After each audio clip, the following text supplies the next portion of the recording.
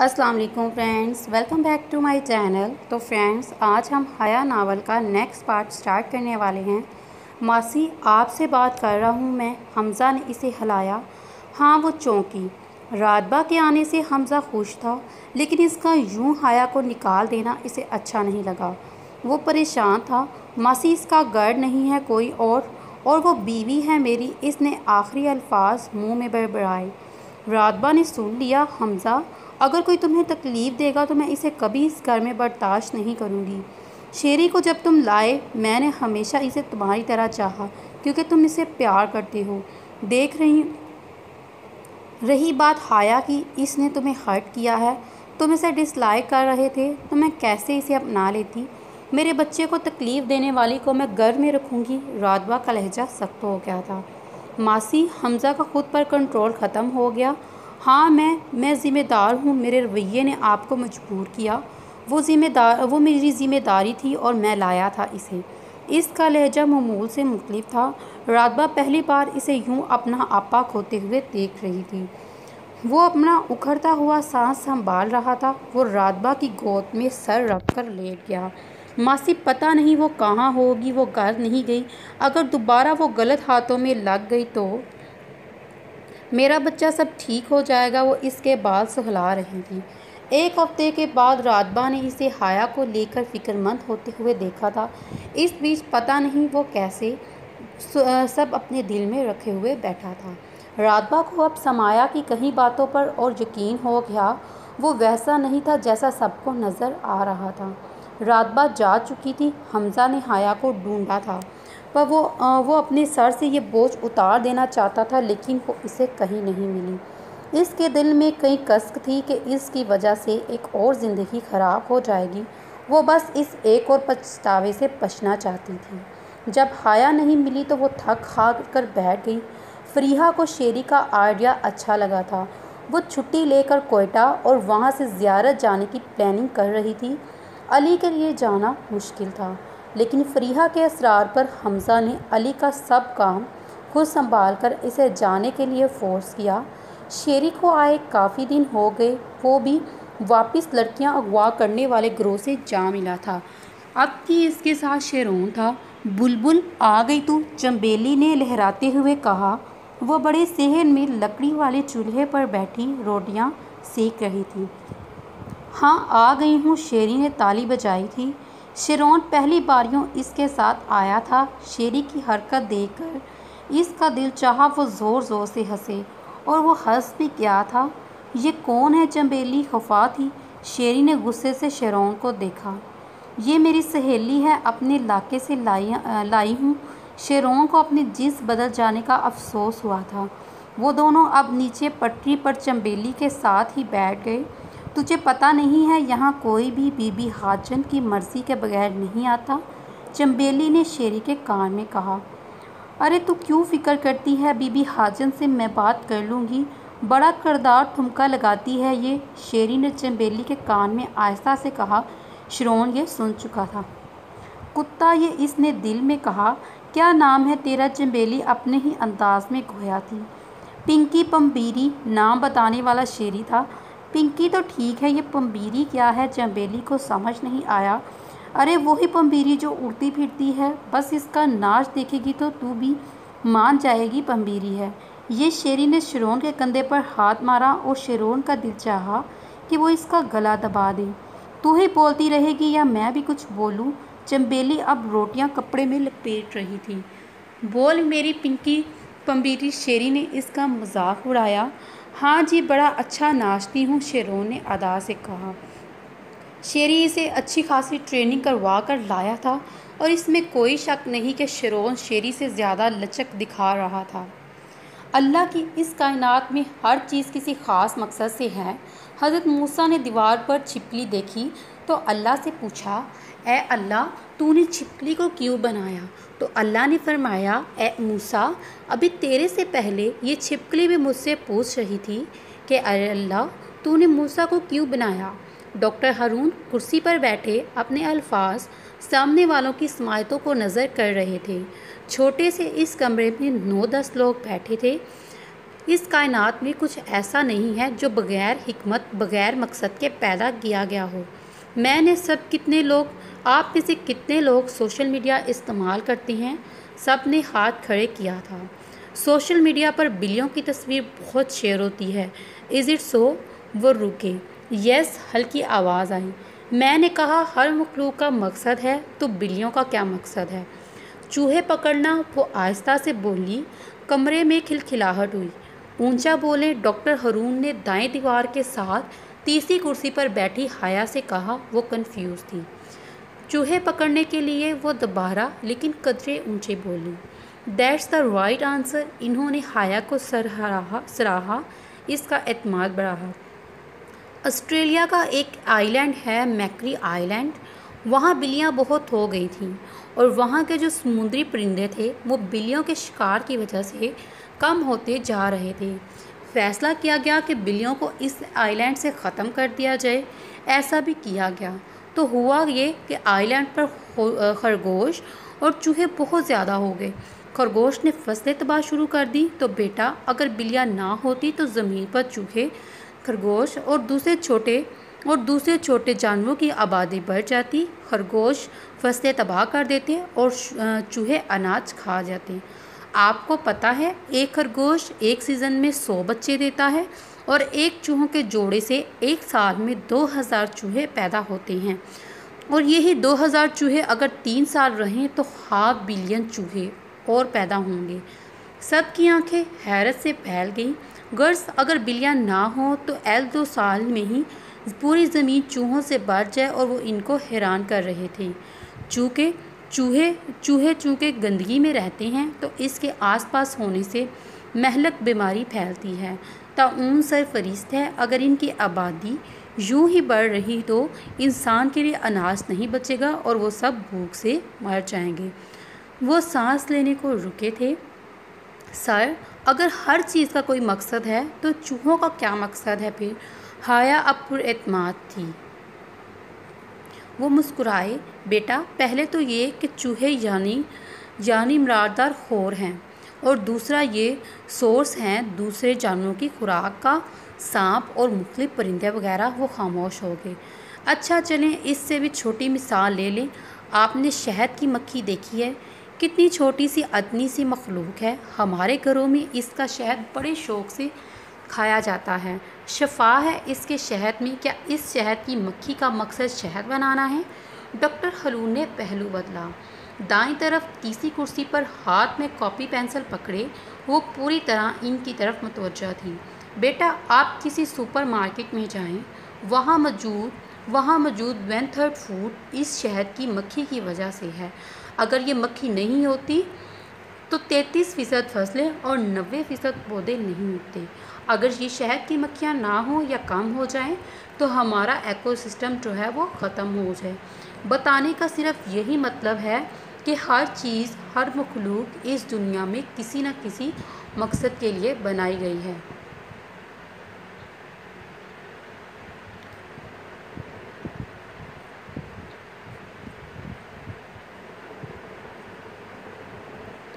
یہ بڑا مگر قدرے طریق سا ہال تھا۔ ہال میں سرخ رنگ کی لائٹ کے ساتھ دوسری رنگ برنگی روشنیاں گھوم رہی تھیں۔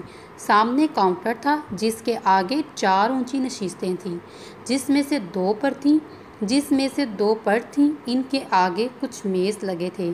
پیچھے ڈانس فلور تھا۔ کچھ نوجوان جوڑے میزوں کے آس پاس لگی کرسیوں پر پرجمان شراب اور دوسری نشہ آور اشیاء حلق میں اتار رہے تھے، اور باقی ڈانس فلور پر ناچنے فحاشی کے جھنڈے گاڑ رہے تھے۔ میوزک لاؤڈ تھا، مگر اتنا بھی نہیں کہ آواز سنائی نہ دے۔ وہ ابھی پیچھے کو ریڈ وار سے ہوتا اندر آیا۔ جینز اس پر، ہاف وائٹ شرٹ بازو کلائی تک موڑے ہوئے، چہرے پر ہلکی داڑھی اور وہی بری آنکھیں جس کو سکورتا تو سامنے والے کے لیے نظر ہٹانا مشکل ہو جاتا۔ اس کا رخ کاؤنٹر کی طرف تھا۔ وہ ایک نشست پر جا کر ٹک گیا، ویٹر کو اشارہ کیا اور جوس کا گلاس ہاتھ میں پکڑے کرسی کو گھما کر پب کا جائزہ لیا۔ سب اپنی دھن میں مگن تھے۔ جوس کا گلاس ہونٹوں سے لگاتے ہوئے اس کی آنکھوں میں مسلسل آس پاس لوگوں پر تھی۔ کس کا انتظار کر رہے ہو ہینڈسم؟ نسوانی آواز پر وہ پلٹا۔ اس کے ساتھ والی ہائی چیئر پر ایک لڑکی، کالی ساڑی، سرخ لپسٹک، آنکھوں پر لائنر، غرض لوگوں کو اپنی طرف متوجہ کرنے کے تمام آلات سے لیس تھی۔ حمزہ نے ایک نظر اسے دیکھا، جواب دیے بغیر کرسی گھما کر دوبارہ کاؤنٹر کی طرف مڑ گیا۔ اب گلاس کاؤنٹر پر تھا اور وہ گلاس میں بچے جوس کو گھما رہا تھا۔ انگلیاں مسلسل گلاس کو گھما رہی تھیں۔ پب میں آ کر جوس کون پیتا ہے؟ پینا ہے تو کچھ ایسا پیو کہ بس ہوش نہ رہے۔ لڑکی نے ہاتھ بڑھا کر گھومتے گلاس کو پکڑا۔ دوسروں کی انگلیاں ٹکرائی تھیں، دونوں کی انگلیاں ٹکرائی تھیں۔ وہ فوراً ری ایکٹ کرنے والوں میں سے نہیں تھا۔ اس نے گلاس چھوڑ دیا۔ اب کہ وہ دونوں بازو کاؤنٹر پر ٹکائے فون پر انگوٹھے سے ادھر ادھر سلائیڈ کر رہا تھا۔ او تو تم سخت لونڈے ہو۔ لڑکی نے بے تکلفی سے کاؤنٹر پر دھرے اس کے بازو میں اپنا بازو ڈالا۔ حمزہ منہ بند کیے اپنے دانتوں کو زبان سے رگڑا جا رہا تھا۔ یہ اس کا سوچنے کا انداز تھا، مختلف اور منفرد۔ وہ مسکرا کر لڑکی کی طرف مڑا۔ مسکراتے ہوئے اس کی چھوٹی آنکھیں اور چھوٹی ہو گئیں۔ لڑکی کے ہاتھ پر اس نے اپنا دوسرا ہاتھ رکھا اور ذہن میں کوئی چہرہ ابھرا تھا۔ میں شادی شدہ ہوں، وہ مسکرایا۔ اس کا ہاتھ اپنے بازو سے الگ کیا۔ میں بھی، لڑکی نے فخریہ انداز میں بولا۔ آہاں، حمزہ نے بنیاں اٹھائیں۔ آئی وش، میں کہہ سکتا جان کر خوشی ہوئی۔ اینڈ آئی وش تمہاری بیوی اچھی ہوتی۔ وہ اچھی تھی یا بری؟ حمزہ نے سوچا۔ اتنے جاننے کو وقت ہی کہاں ملا۔ اس نے سر چٹکا دیا۔ تمہاری بیوی روایتی بیویوں کی طرح گھر میں فساد ڈال کر رکھتی ہوگی، کوئی کام نہیں کرتی ہوگی، خرچہ مانگتی رہتی ہوگی۔ پور سول، یقیناً وہ اپنے کرتوتیں گنوا رہی تھی۔ حمزہ دو ہفتے پیچھے چلا گیا تھا۔ اس نے تو عزت کے سوا کچھ بھی نہیں مانگا، وہ بڑبڑایا۔ پر خیر میں ہوں نا۔ لڑکی نے ہاتھ بڑھا کر اس کے گال پر رکھا۔ حمزہ نے دانت بیچے تھے۔ مست نظروں سے اللہ بچائے، ماں جمال سے اللہ بچائے۔ حمزہ چونک کر پیچھے مڑا۔ وہ اپنی جگہ کھڑا ہو گیا تھا۔ لڑکی نے ناگواری سے اس لڑکے نما لڑکی کو دیکھا۔ بڑے بڑے پھولوں والا کرتا، لمبے بال جن پر تیل لگا، آنکھوں پر کاجل سے لمبے لمبے ڈورے کھینچے ہوئے تھے۔ جاؤ، معاف کرو، ایسے لوگوں کو پتہ نہیں کیوں یہاں آنے دیتے ہیں۔ لڑکی نے اسے دھتکارا تھا۔ حمزہ اٹھ کر جانے والا تھا جب لڑکی نے اس کا بازو پکڑا۔ مجھے تمہارا انتظار رہے گا، اس نے ادا سے کہا۔ تم جلد مجھے دیکھو گے۔ اس نے بھی کمال اداکاری سے لہجے میں پیار بھرے وہاں سے ہٹ گیا۔ جب وہ واپس آیا تو اس کے ہاتھ میں ایک لفافہ تھا جسے سب کی نظروں سے بچا کر وہ اپنی جینز کی پچھلی جیب میں ڈال رہا تھا۔ اس نے کاؤنٹر پر ایک نظر ڈالی۔ لڑکی گلاس سے گھونٹ اپنے اندر اٹا رہی تھی۔ حمزہ نے ایک طرف سے اپنے ہونٹ طنزیہ طور پر مسکراتے ہوئے کھینچے اور وہیں چھوڑ کر باہر چلا گیا۔ یہ وہی مٹی کا گھر تھا جہاں شیری شیرون کو لے آیا تھا۔ ان کو یہاں آئے ہفتے بھر ہو چکے۔ شیرون کا یہاں یوں آ جانا حاجن بی بی کو کچھ خاص نہیں بایا، مگر چونکہ وہ شیری کے توسط سے آیا تھا اور 3 ماہ پورا کرنے پر اس کا شمار قابل اعتماد لوگوں میں تھا، تو وہ پی گئی۔ سیکرٹ گروپ میں اسے ایڈ کر دیا گیا۔ وہ کافی قریب سے ان لوگوں کی حرکات و سکانت دیکھ رہا تھا۔ اب کہ وہ صحن کی بجائے اندر چکور حالنما کمرے میں تھے، ہر طرف رنگ بکھرے ہوئے تھے، کہیں رنگ برنگے پردے تو کہیں میک اپ کرتی لچکتی سر بکھیرتی مردنما عورتیں۔ ایک کونے میں کچھ لوگ نیچے چادر بچھا کر بیٹھے تھے اور اپنے اپنے کمزور شعبوں کو بہتر بنانے کے لیے پریکٹس کر رہے تھے۔ کوئی ڈانس سیکھ رہا تھا، کسی کو خسروں کے سی انداز میں تالی بجانا نہیں آتا تھا، کیونکہ بیشتر اپنے مطلب کو بیس بدلے ہوئے تھے، اور کوئی ریاض کر رہا تھا۔ کمرے کے درمیان میں ایک چھوٹا پلنگ تھا جس پر ایک مردنما عورت لہنگا اور کرتی پہنے سامنے حقہ جمائے گاؤ تکیے سے ٹیک لگائے پڑی تھی۔ اس کے دونوں طرف 2 اسی طرح کے پردے پر قدرے کم میک اپ سے آراستہ مردنما عورتیں کھڑی تھیں۔ یہ ان خسروں کی سردار تھیں۔ پلنگ کے دوسری طرف کدو آور شیشہ تھا جس پر شیری اپنے لمبے اور مصنوعی بال وہ بنا رہا تھا۔ बंटी छड़ दे इसनू मेकअप अब ये फिर सीख लेगा। अभी इसे कम्मों के पास बेच इसको ठुमके की प्रैक्टिस करवा।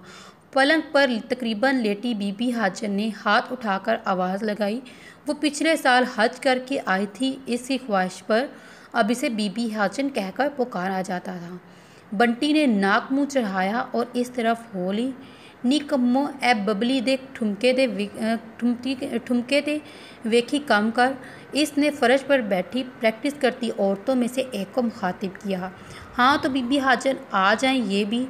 इसने खुसरों की इसी तर्ज पर हाथ हवा में उठाकर दोबारा नीचे को मारा। अब ये शेरोन के लिए मज़ेदार था। शेरी उठकर दूसरे कोने में पड़ी चटाई की तरफ चल दिया और शेरोन इसके साथ। बिल्लो ठुमका लगा दूसरी तरह कोई मर्दाना कम ज़माना आवाज़ में गा रहा था। लो जी अब बिल्लो ठुमका लगाने लगी है। शेरोन ने शेरी के पीछे सरगोशी की। शेरी ने इसे घूरा। वो जब तक यहाँ अकेला था वो सुकून में था। अब हर उल्टी हरकत का शेरोन गवाह बनता जा रहा था। बिल्लो ठुमका लगा, आवाज़ तेज़ होगी। वो चटाई के पास पहुँच गए थे। सानू सब नू नचा ये कम्मो थी और बिला शक्का शोभा वो कमाल आवाज़ की मालिक थी या था। शेरी और शेरोन हमेशा अपने आसपास इस कम दकने वाली मखलूक की जिन्स का फैसला नहीं कर पाते थे। ये इसने पहले शेरी के ठुमके और फिर दिल पर हाथ मारा। इस नागहानी हाथ मारने पर वो तड़प कर रह गया। चल अब करके दिखा। थ्योरी के बाद प्रैक्टिकल की बारी थी। शेरी दायरे में जाकर खड़ा हुआ। इधर कम्मों ने अपने सर बिखेरे। बिल्लो ठुमका लगा और उधर शेरी का ठुमका नहीं बिल्कुल ठुमकी हिली। और वहीं कहीं दिल में कोई हंसी से लूटपुट हो रहा था। ये भी चांद को अजाब पड़ गया। शेरी ने खुकी से शेरोन को देखकर सोचा, बेचारी बिल्लो टच। दूसरे दिल ने सरगोशी की। मैं किधर फंस गया। शेरी का दिल रोया। अब ये अच्छा फंसा था। दूसरा दिल पुरखुश था। आसमान पर अभी स्याही फैली थी। फजर की अजान हुई। चंद मिनट गुजरे थे। इस्लामाबाद में वाक़या सोशल साइंस के गर्ल्स हॉस्टल में अभी सवेरा नहीं हुआ था। अक्का लड़कियां जाग रही थी मगर अभी बिस्तरों में दुखी पड़ी हुई थी। हर कमरे में 3 सिंगल बेड थे, यानी 3 लड़कियां रुकी हुई थीं। कमरा नंबर 23 की 2 लड़कियां औंधे मुँह सोई हुई थी और तीसरी वहां नहीं थी, मगर वॉशरूम से पानी गर्म की आवाज़ आ रही थी। दरवाज़ा खुला, लड़की बाहर निकली। काला सूट जिस पर नीले रंग की धारियाँ थीं, सफ़ेद दुपट्टे को चेहरे के गिर्द लपेटे हुए थी। एक नज़र औंधे मुँह लेटी अपनी रूममेट्स को देखा, घड़ी पर नज़र डाली और साइड टेबल के नीचे बनी जगह से जायनमाज़ उठाया, फजर की नीयत बांधी और अल्लाह की हम्द सना में मसरूफ़ हो गई। अभी सजमे में गई थी कि अलार्म फुल वॉल्यूम से शोर करने लगा। क्या फजूल टाइमिंग है इस अलार्म की। सजदा करती हाया डिस्टर्ब हुई थी। अलार्म बजता जा रहा था, आवाज़ ऊंची होती जा रही थी। हाया ने सुनतों का सलाम फेरा, उकताहट से जायनमाज़ छोड़ा, अलार्म बंद किया और आरामवर वाली के मुंह से कंबल उतार कर परे धकेला। खैर है, आज उठने का मूड नहीं। इस लड़की ने बाजू हिलाया। लड़की ने करवट बदली। वो जन्नत थी जिसे बिलमखसूस डॉक्टर हरून ने हाया के साथ रहने को कहा था।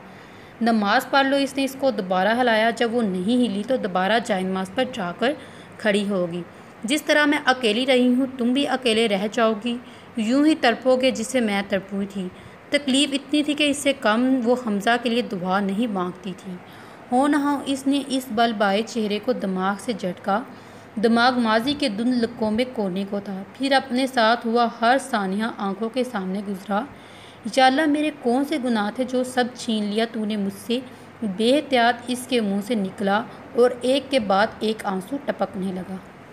क्या हुआ हाया, सब ठीक है हाया। कोई इसके साथ बैठा इसे बुला रहा था। दुआ मांगने कब वो सजदे में गिर गई इसे पता ही नहीं चला। आंखें मसलती वो खड़ी हुई। बामुश्किल साथ बैठे वजूद को देखा और इसकी रूममेट को लीक जन्नत थी। वो सोई हुई थी जब किसी के रोने की आवाज़ पर वो हड़बड़ा कर उठी। हाया सजदे में गिरी बुलंद आवाज़ से रो रही थी। तुम ठीक हो जन्नत? लोग क्यों छोड़कर चले जाते हैं? माँ बाबा सब छोड़ गए, मुझे किसी ने नहीं सोचा मैं अकेली रहूँगी। जन्नत सांस टूटा, दूसरा नाम दोहराया। جنت مجھ سے نہیں ہوتا، اب تھک گئی ہوں میں۔ اس نے دوبارہ رونا شروع کر دیا۔ شاید کندھا میسر آ گیا تھا، تبھی کوئی نہیں ہے جس سے جا کر دل کی بات کروں۔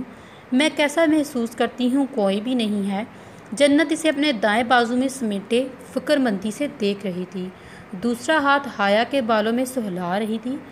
سب ٹھیک ہو جائے گا، وہ بس اتنا ہی کہہ پائی تھی۔ شیری وغیرہ کی کوئی خبر نہیں تھی۔ گاڑی میں بیٹھتے ہوئے حمزہ نے علی سے پوچھا۔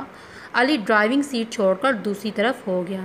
نہیں، ابھی تک تو نہیں۔ پلان کے مطابق کل صبح 3 بجے وہ کسی نہ کسی طرح ہم سے رابطہ کریں گے۔ حمزہ نے کچھ سوچ کر گہرا سانس لیا۔ خیریت ہے نا؟ عبدنا صاحب نے کیوں بلایا ہے؟ پتہ نہیں، جا کر ہی پتہ چلے گا۔ مجھے امید ہے تم کچھ نہیں کیا ہوگا۔ علی نے اسے ناخفتگی سے دیکھا۔ میں کچھ نہیں کرتا، اور پچھلے 2 ہفتے سے تو بالکل کچھ نہیں کیا، حمزہ نے شارپ موڑ کاٹتے ہوئے کہا۔ جواباً علی مسکرایا۔ ہاں مسٹر حمزہ فیاض بیگ، آپ کچھ نہیں کرتے، کہاں بس کسی ملزم کے 2 ہاتھ جڑ کر ابدی دنیا میں پہنچا دیتے ہیں، یا غلطی سے آپ کا ہاتھ ٹریگر پر آ جائے اور سامنے والا مر جاتا ہے۔ علی نے انگوٹھے سے گلے پر دور سے ہی چھری چلائی۔ علی سے کچھ نہ کرنے کے پیچھے چھپی تفصیل جان کر حمزہ نے ناگواری سے گھورا۔ علی پر اثر نہیں ہوا۔ تبھی وہ بولا، خیر اب تو جا کر پتہ ہی چلے گا، ورنہ جب کبھی بھی انہوں نے یوں ہمیں بلوایا، تیرا ہی کچھ سامنے آئے۔ دیکھو علی، حمزہ نے سنجیدگی سے کہا۔ علی نے پوزیشن لی اور اس کے الفاظ اس کے ساتھ دہرانے کے لیے انگلی اٹھایا۔ میں ایسا کرتا نہیں ہوں، مجھ سے ہو جاتا ہے۔ حمزہ نے اسے گھورا اور علی ہنس دیا۔ حمزہ نے آنکھیں سکوڑ کر اسے دیکھا۔ ہاں نا یار، یہ بندیاں بہت کمال ہوتی ہیں، میں کتنا پریشان ہوں۔ فریہ ایسے تسلی دیتی ہے کہ لگتا ہے یہ مسئلہ کوئی مسئلہ ہی نہیں۔ وہ چہک رہا تھا۔ آہاں، حمزہ نے اس سنسان سڑک پر سپیڈ بڑھاتے ہوئے علی کو چھیڑا۔ وہ شرمندہ ہوا مگر جلد سنبھل گیا تھا۔ پر یار تجھے دیکھ کر کبھی مجھے دکھ ہوتا ہے۔ اس نے رک کر حمزہ کو دیکھا۔ وہاں اب کوئی تاثر نہیں تھے۔ کاش ایسی ہی کوئی تیری زندگی میں ہوتی جو تیرا خیال رکھتی، تو یوں ہر وقت سڑا ہوا نہ رہتا۔ آخری الفاظ اس نے سڑک کی طرف دیکھتے ہوئے کہے۔ مجھے اپنے مسئلوں کے لیے کسی کے سہارے کی ضرورت نہیں، وہ بے نیازی سے بولا۔ تجھے حیا کو یوں جانے نہیں دینا چاہیے تھا، علی نے تھوڑا ہچکچاتے ہوئے کہا۔ میں نے اسے نہیں بھیجا، وہ لاپرواہی سے بولا۔ پر تیرے رویے نے اسے یوں دربدر کر دیا، علی نے ترکی بہ ترکی جواب دیا۔ بھائی بن کر کہہ رہا ہوں، مجھے غلط مت لینا۔ یار کب تک اکیلا دھکے کھائے گا؟ بی اماں بھی کب تک تیرا گھر دیکھیں گی؟ اچھی بھلی وہ لڑکی آئی تھی، اس کے ساتھ بھی تو نے یوں کیا۔ میں نے کچھ نہیں کیا، وہ اب بھی بے نیاز تھا، لیکن کہیں دل میں وہ خود کو ذمہ دار سمجھ رہا تھا۔ یار بس کر، اس نے خودگی سے حمزہ کو دیکھا۔ تیرے لیے ہی کہہ رہا ہوں، زیادہ نہ سہی، پر وہ تیرا گھر دیکھتی، تیرا خیال رکھتی تو کم از کم سکون میں رہتا۔ وہ اسے احساس دلا رہا تھا۔ نہیں، وہ آس پاس ہوتی تو میں کبھی سکون میں نہ رہتا۔ اس کے ہونے سے مجھے عجیب سا احساس ہوتا ہے، کسی کے ہونے کا۔ اس نے گاڑی سائڈ پر لگائی۔ ہاں تو وہ بیوی ہے، تیرا احساس ہوگا، یہ رشتہ ہی ایسا ہے۔ نہیں چاہیے یہ احساس ایسا کوئی۔ Now stop it please. میری خواہشات ان رشتوں کی محتاج نہیں۔ سب کو مجھے چھوڑ کر جانا ہے، سب چلے جاتے ہیں، اور چلے گئے تھے، اور وہ بھی چلی گئی تو کیا فرق پڑتا ہے؟ وہ بکرا تھا۔ کر لے اپنی مرضی، پر جلد تجھے احساس ہوگا۔ علی نے اس کی کسی بات کا جواب نہیں دیا، اور حمزہ کی طرف سے جواب میں اسے گاڑی کے ٹائروں کے چڑچڑانے کی آواز سنائی دی۔ گاڑی دوبارہ سڑک پر تھی۔ سورج کب طلوع ہو چکا تھا۔ یہ ایک بڑی 4 منزلیں عمارت تھی جسے جدید طرز پر بنایا گیا تھا۔ ڈاکٹر ہارون نے اسے تقریباً 30 برس پہلے بنایا۔ پہلے وہ اکیلے اس سفر پر نکلے اور پھر قافلہ بنتا چلا گیا تھا۔ اس وقت وہ اپنی روشن آفس میں بیٹھے کافی کے مگ سے گھونٹ گھونٹ اندر لے رہے تھے۔ ان کی عمر 50 کے لگ بھگ تھی، مگر ورزش اور اچھی خوراک ان کو فٹ رکھے ہوئے تھی۔ سامنے ایک 16-17 سال کا لڑکا پچھلے 15 منٹ سے یوں ہی خاموش ٹیبل پر پڑے ڈاکٹر ہارون کی نیم پلیٹ کو دیکھ رہا تھا۔ مگ سے آخری گھونٹ بھرا، دونوں ہاتھوں کو میز پر رکھے باہم ملایا، اور لڑکے کو بغور دیکھا۔ وہ پریشان لگ رہا تھا۔ کس کلاس میں پڑھتے ہو؟ اس کے تاثرات کو پڑھتے سوال کیے۔ سیکنڈ ایئر میں۔ فرسٹ ایئر میں کتنے مارکس ہیں؟ 441۔ ایک لمحے کی اٹھی نظر دوبارہ جھک گئی۔ FSC وہ رکے تاکہ لڑکا اپنے مضمون بتائے۔ لڑکے نے اچک کر مکمل کیا۔ FSC pre medical.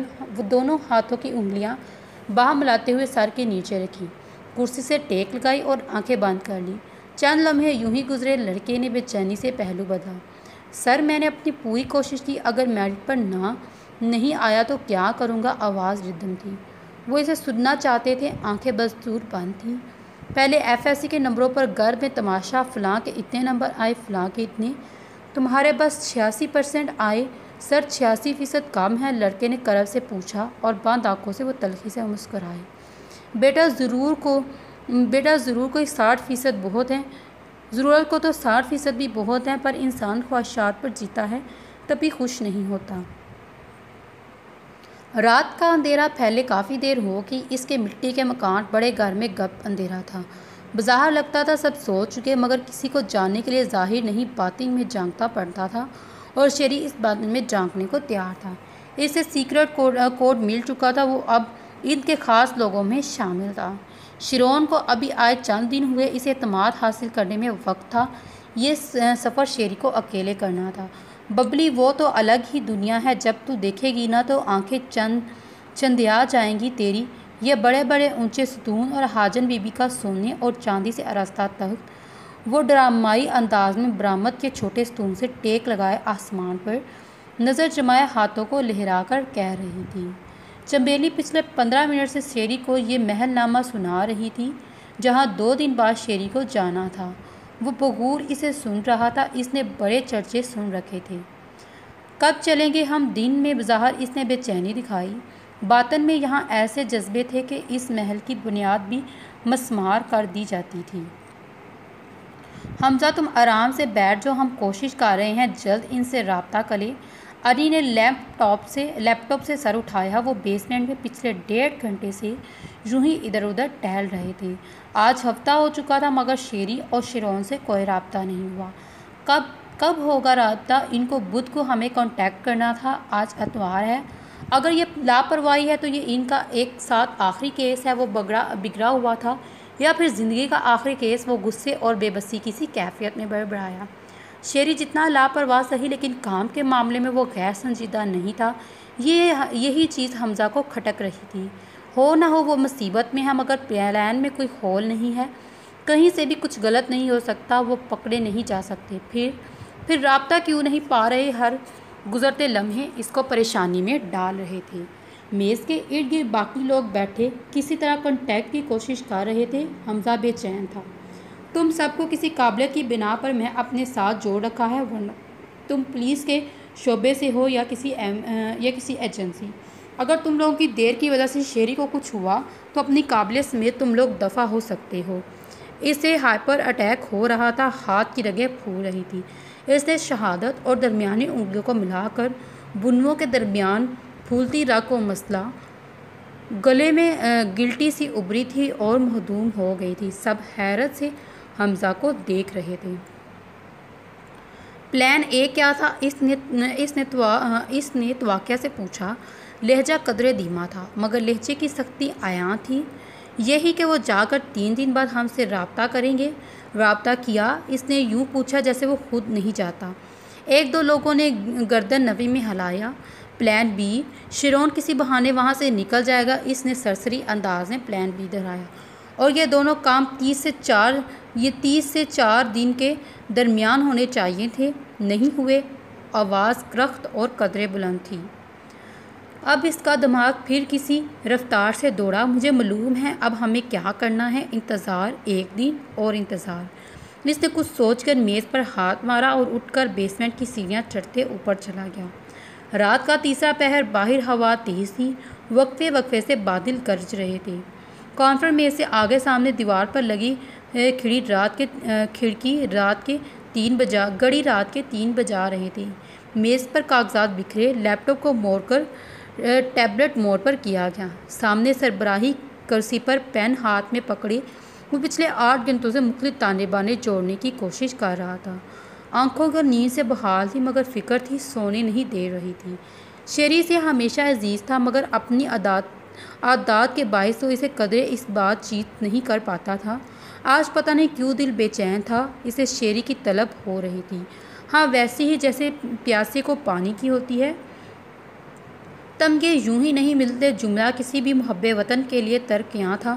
اس نے جملہ بڑھایا، پھر کیسے ملتے ہیں؟ دماغ پر زور دیا۔ کیسے ملتے ہیں؟ جواب آ رہا تھا، خوف سے کچھ گلے میں اٹکا، یہ جواب اسے نہیں سننا تھا۔ پین ہاتھ سے نیچے گرا، وہ اس آواز کو بند کر دینا چاہتا تھا، مگر خیالات کی آواز کہاں بند ہوتی ہے؟ اس کی ہر کوشش دم توڑ گئی۔ بیسمنٹ میں پھر آواز گونجی، مر کر ملتے ہیں تمغے، کون بلا رہا ہے؟ دماغ؟ ہاں، یا دماغ چلایا اور اس کا دل ڈوب گیا۔ اس نے دایاں ہاتھ کو منہ پر رکھا اور بائیں ہاتھ سے بال جھگڑے۔ شیری بچہ تھا، اسے نہیں جانا چاہیے تھا، کاش وہ خود چلا جاتا، اس کی ضد نہ مانتا۔ لو، ایک اور پچھتاوا، اس کے سینے میں تھوڑی گھٹن اور بڑھ گئی۔ کیا ایک اور زندگی؟ اس کی وجہ سے وہ پورا سوچ بھی نہیں پایا۔ نہیں، شیری کو وہ نہیں کھو سکتا۔ چوتھے فلور پر موجود ہال میں تقریباً 500 کرسیاں تھیں۔ سامنے اسٹیج پر تھا جو فرش سے چند انچ ہی اونچا تھا۔ اسٹیج پر 4 قدرے کرسیاں تھیں، جس کے سامنے ایک میز جس پر 4 ہی مائک تھے۔ New generations, new problems. آہستہ آہستہ کرسیاں بڑھنے لگی اور پورے 11 بجے ہال کا دروازہ بند کر دیا گیا۔ ڈاکٹر ہرون دائیں طرف سے دوسری کرسی پر بچمان تھے۔ سیشن شروع ہو گیا اور قدم اٹھاتے روسٹرم کے پاس آ کر کھڑے ہو گئے۔ ہال میں موجود کوئی ایسا جوڑا ہے جس کے گھر میں ڈبہ ٹی وی ہو؟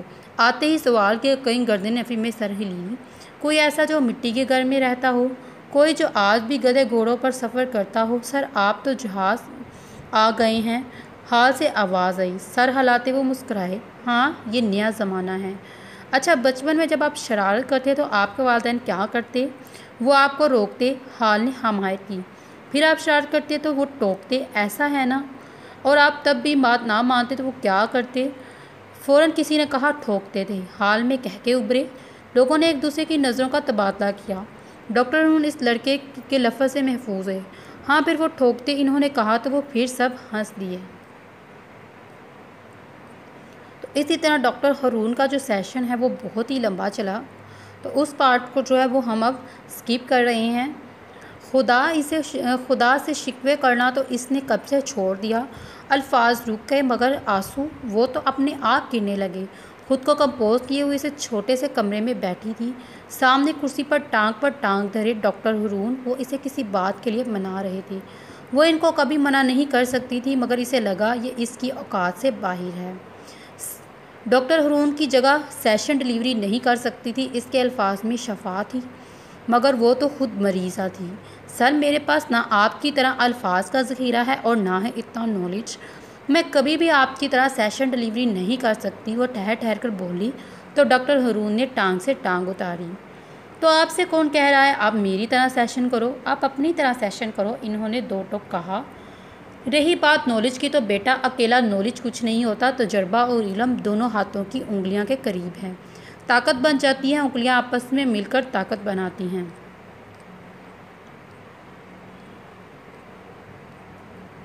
رات کے اندھیرا چھپ رہا تھا، مگر سرمائی بادلوں کی سیاہی برقرار تھی۔ صبح کے 6 بجے پب اپنی تمام رنگینیوں سے روشن تھا، وہاں چہل پہل میں کوئی کمی نہیں تھی، پر ہاں، آج وہ لڑکی وہاں نہیں تھی، اور لڑکی کا انتظار بھی کس کو تھا؟ اس وقت اس کا دماغ ماضی کی یادوں سے حال کی حقیقت اور اس حقیقت سے مستقبل کے خدشوں کا سفر کر رہا تھا۔ اب تو منہ پر رکھی چیونگ بھی بے ذائقہ ہوگی، مگر اس کی زندگی سے زیادہ نہیں، تو وہ پرواہ کیے بغیر منہ ہلاتا جا رہا تھا۔ اتنا لمبا انتظار ہوتا جا رہا تھا، مگر اس لمبے تیل سے چڑتے بال والوں کا کچھ پتہ ہی نہیں چلا تھا۔ سفید شرٹس اور کالی بلینز، اوپر سے پب کی رنگینی، کتنی ہی لڑکیاں اس پر تبصرہ کرتی وہاں سے اٹھی تھیں، دوسرے ہاتھ باہم جوڑے تھوڑی کے نیچے اور کوہنیاں سامنے کاؤنٹر پر ٹکائے وہ مسلسل ایک پیر ہلا رہا تھا۔ اگلے 5 منٹ میں تم یہاں ہو، ورنہ اگلے 5 سیکنڈ میں دوبارہ سانس نہیں لے سکو گے۔ حمزہ نے اپنے تمام تر غصہ قابو کرتے ہوئے میسج ٹائپ کیا اور میسج سینڈ کیا۔ گہرا سانس اندر کیا۔ 5 منٹ 5 سال کی طرح گزرے، مگر کوئی نہیں آیا۔ غصے سے بے حال وہ اپنی جگہ سے اٹھا اور لمبے لنگے ڈگ بڑھتا پب سے نکل گیا۔ اس سے پہلے کہ وہ گاڑی کا دروازہ کھولتا کسی نے اس کا ہاتھ پکڑا، وہ چونک کر پیچھے مڑا۔ ایک 8-9 سال کا بچہ، بال گردن سے اٹھے، کپڑوں پر 4 مختلف رنگوں کے پیوندے، وہ یقیناً مانگنے آیا تھا۔ وہ جلدی میں تھا، اس سے پہلے کہ جیب سے چند نوٹ اسے تھماتا، ایک خالی لفافہ حمزہ کے ہاتھ میں پکڑاتا بچہ آنا فانا نظروں سے اوجھل ہو گیا۔ وہ لمبے بالوں والا آدمی نما عورت نہیں آئی، پر پیغام آ گیا۔ حمزہ گاڑی میں بیٹھا، اگنیشن میں چابی گھمائی اور گاڑی سڑک پر ڈال دی۔ جب اس علاقے سے نکل چکا تو بائیں ہاتھ سے اسٹیئرنگ پکڑے، دوسرے ہاتھ سے لفافے سے کاغذ برآمد کیا۔ غور سے دیکھا، یہ کیا بکواس لکھا ہے، کچھ سمجھ ہی نہیں آ رہا، تو اس نے کاغذ جیب میں ڈالا اور عجلت سے دائیں بائیں نظریں گھمائی۔ پھر سامنے سڑک پر ایک ہاتھ سے اسٹیئرنگ پکڑے، دوسری کو ٹانگ پر رکھا۔ اس نے 2-3 بار بند کر کے کھولا، پھر دو انگلیوں سے کنپٹی کو سلاہا۔ ہاں علی، اس نے وہ کو کھینچا، باہر جو خالی فیکٹری ہے، وہاں جہاں کنسٹرکشن ہو رہی ہے، وہاں آ کر مل، میں ابھی پہنچ رہا ہوں 15 منٹ میں، کہہ کر اس نے کان پر لگا بلوٹوتھ اتار کر ڈیش بورڈ کی طرف اچھالا۔ یہ کیا ہے؟ علی نے کاغذ پر عجیب سی انگریزی حروف کو دیکھا، پھر الجھے سے انداز میں دیکھا۔ پڑھو، کاغذ کی طرف اشارہ کیا گیا۔ علی نے ایک نظر کاغذ پر ڈالی اور حمزہ کو دیکھا۔ ایک عجیب سپیلنگ والے الفاظ اس نے پہلے کبھی نہیں دیکھے تھے۔ عجیب آدمی ہے، وہ بس سوچ کر رہ گیا۔ کاغذ کو بے فضول جھاڑا اور کچھ الفاظ نہیں، ڈٹ ڈا، یہ پہلی لائن کے احتیاط پر اس نے ایک نظر اٹھا کر حمزہ کو دیکھا، جو کان اس کے لگائے مگر ہاتھ سے سمٹ کھرچنے کو کوشش کر رہی تھی۔ ڈٹ ڈا، اب یہ آواز نکالنے میں مزہ آ رہا تھا۔ وہ لہرا کر پڑھنے لگا، آخری لائن پر سر ہلایا اور خاموش ہو گیا۔ سوالیہ نظروں سے حمزہ کو دیکھا۔ اب بتا کیا ہے؟ اسے کوڈ کہتے ہیں مسٹر علی، سیکرٹ میسج۔ اس نے خفتگی سے وہاں ایک پھیکے سیمنٹ کے اونچے جمے ہوئے ٹھیلے پر بیٹھنے سے خفتگی دکھائی۔ علی نے اس جہالت کی اس سے توقع نہیں تھی، وہ گڑبڑا کر مسکرا دیا۔ ہیلو سر دیوی صاحبہ، اب ہاتھ نیچے کریں اور میری بات سنیں۔ حمزہ نے ایک چھوٹا کنکر اٹھا کر علی کے پیٹ کا نشانہ بناتے ہوئے مارا، جو اب تک منہ پر ہاتھ رکھے بیچ انگلیوں سے اسے دیکھ رہا تھا۔ اچھا بتا، کس نے بھیجا ہے یہ میسیج؟ پہلے میسیج ڈی کوڈ کریں گے۔ حمزہ نے کاغذ کے ہاتھ سے پکڑا اور اپنی بلینس کے اندرونی حصے سے پین نکالا۔ یہ سگنلز ہیں جس کی مدد سے دور سے سمندروں میں بیٹھے لوگ ایک دوسرے کو میسیج کرتے ہیں، اور یہ میسیج روشنی کی مدد سے دیا جاتا ہے۔ انگلش کے تمام حروف کو یہ ڈاٹ اور ڈیش اسائن کر دیا گیا، جسے ایک بار ڈٹ مطلب آئی اور ایک بار ڈہ مطلب ٹی۔ اس طرح یہ ڈٹ اور ڈہ کا کمبینیشن کمپلیکس ہوتا ہے، جس کے ہمارے میسیج میں بہت سے ڈٹ اور ڈہ ہیں۔ علی کے ہاتھ میں پڑے کاغذ کی طرف اشارہ کیا، اور سارے راستے وہ یہی تو سرچ کرتا آیا ہے۔ تو ڈی کوڈ کر اسے۔ علی نے عجلت سے دیکھا۔ مجھے آتا ہوتا تو کر چکا ہوتا۔ اس نے بری آنکھیں سکوڑی، جو اور چھوٹی ہو گئی۔ علی نے لب کاٹے۔ نائس۔ حمزہ نے انگلی اٹھا کر سر ہلایا اور اپنا فون نکالا۔ گوگل پر مورس کوڈ ڈی ایکٹیو لکھ، بیچ لوڈ ہو، انگوٹھا تیسرے نمبر والی ویب سائٹ پر رکھ، سائٹ کھولے گی، کاغذ پر لکھے الفاظ وہاں باکس میں ٹائپ کر، ڈی کوڈ کا بٹن دبا، اور علی بالوں میں ہاتھ پھیرا کسی سیریل کیسی کیفیت میں اگلے سین کا انتظار کر رہا تھا۔ یہ میسیج ڈی کوڈ ہوا۔ وہ رکا۔ اف، خدشات درست ثابت ہو رہے تھے۔ علی نے اس کے چہرے کے تاثرات دیکھے اور کاغذ پر جھکا۔ حمزہ سیو آس، اسکرین پر باکس میں لکھا رہا تھا۔ اس نے فون کی اسکرین سے حمزہ کے چہرے تک کا سفر کیا۔ وہ زمین پر پڑے بے ترتیب سیمنٹ کے جمے چھوٹے بڑے ڈیلوں کو دیکھ رہا تھا۔ یہ کس نے بھیجا ہے؟ پہلے کیا سوال دوبارہ دہرایا۔ حمزہ ہاتھ جھاڑتا کھڑا ہو گیا۔ پتہ نہیں، یا شاید پتہ ہے۔ کاغذ بلینس کے اندرونی جیب میں ڈالتے اس نے کندھے اونچائے۔ پتہ یا نہیں پتہ؟ علی نے اس کے سیاسی بیان سے اسے گھورا۔ دیکھو، سیو اس مطلب ہمیں بچاؤ، ہمیں کسے؟ شیری اور شیرون۔ انگلی تھوڑے پر رکھ کر ہلکے چپٹے بالوں پر پھیری۔ مگر شیری یا شیرون دونوں میں سے کوئی بھی مجھے حمزہ نہیں کہتا، اور جتنا میں شیری اور شیرون کو جانتا ہوں، ان کو یہ مورس کوڈنگ نہیں آتی۔ कम अज़ कम जो मुझे नहीं आता वो इनको भी नहीं आता। यकीन से कंधे दोबारा उठाए। फिर दानी अली ने अपने ख्यालात का इजहार किया। अरे नहीं, इसे कहा आता है, रखा होगा। आंखों में चमक आई और तेज़ी से अली की तरफ मुड़ा। हाँ, इसे ही तो आता है। अपनी बाएं हथेली पर दायां हाथ उल्टा कर मारा। मैं इस पर गुस्सा हो रहा था, वो नहीं आया मगर पैगाम आया। देख, दानी बहरी फ़ौज में था, इसे पता था कि समंदर ज़मीन कैसे मैसेज भेजा जाता है। एक तरफ से मुनासिब वक्फे से लाइट से सिग्नल दिए जाते हैं और फिर दूसरी तरफ बैठे लोग मैसेज डिकोड करते हैं। रही बात दानी की, तो इसे मुझसे मिलना चाहिए था। मैं इसे बुला रहा था, वो नहीं आया, और जब इससे मिलने जाने लगा तो बाहर एक बच्चा आया और पकड़ा कर चला गया। अब क्या प्लान है? बुलाया है तो जाना है। मैं सबको इन्फॉर्म कर देता हूँ, तैयार रहें। रात का सन्नाटा था और 6 लोग काले सूट में मलबूस लाहौर से बाहर इस छोटे गोट में कच्चे घरों से फासले पर थे। यहाँ से दूर कुछ फासले पर एक और गाड़ी खड़ी थी जिसमें एक लंबे बालों वाले आदमी से वाजिया की औरत फ्रंट मिरर में अपने डार्क ऑरेंज लिपस्टिक को हल्का रही थी। क्या अजाब है, होंठ टिश्यू से थपथपाती वो बढ़ाई। इसे मत उतारो, कान में कोई चलाया और फिर हल्की कहकों की आवाज़ सुनाई दी। इसका दिल चाहा ये माइक्रोफोन सामने वाली मनी कैमरा उठाकर बाहर फेंक दे, मगर वो नहीं कर सकती थी। हमज़ा, ये इन लोगों का किला है, वो बहुत होंगे। मेरे ख्याल से हमें एक साथ धारा बोलना चाहिए। अली ने अपने खदशात थे। अली, शेरी और शेरोन इनके पास हैं। ज़्यादा लोग मतलब ज़्यादा आहटें। हमारा ज़रा सी गलती इनको होशियार कर सकती है। रात आहिस्ता आहिस्ता गहरी हुई। मिट्टी के इस बड़े सहन वाले घर में पिछली शाम से अजरत गहमा गहमी थी। हर कोई मुनफी तौर पर खुद को सजा रहा था और अब आहिस्ता आहिस्ता लोग कम होते जा रहे थे। बाहर दरवाजे से अंदर को मजबूत अजसाम के खुसरे किसी का इंतज़ार कर रहे थे। वो अलर्ट खड़े थे। इंतज़ार ख़त्म हुआ और बत्तियां बुझ गई और अंधेरे में बहुत से कदमों की आहट सुनाई दी। दूर खड़ी पहली गाड़ी का मंजर अब कमोबेश था। पीछे समाया, अनाया और तराब, आगे ड्राइविंग सीट पर ज़ियोन और सामने फ़िक्रमंद सा बैठा अली। इसकी नज़र सामने स्क्रीन पर थी। इसी गाड़ी से कुछ फासले पर खड़ी दूसरी गाड़ी अब खाली थी। बत्तियां बुझने का ही तो इंतज़ार था, वो बुझ चुकी थी और गाड़ी में बैठे लोग अब नाइट गूगल्स पहने अंधेरे में हुए सरगर्मी देखने की कोशिश कर रहे थे।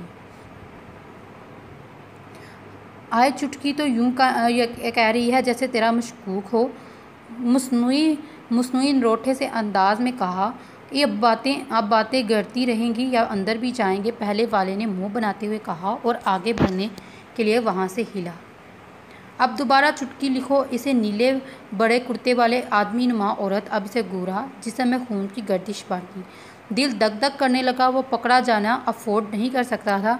इसे शेरी और शेरों तक पहुंचना था। गले में गिल्टी उभराकर महदूम हुई गाड़ी में बैठे लोगों की सांस अटक गई। खुदाया, खेल शुरू होने से पहले ही ख़त्म हो जाएगा। चलो अब दरवाज़े बंद कर दो। जब काफ़ी देर चुप रहा तो आसपास खड़े बाकी लोग भी इसे देखने लगे। गाड़ी में बैठे अली ने सर उठाकर पीछे देखा, शायद किसी को पता हो, मगर वो खामोश थे।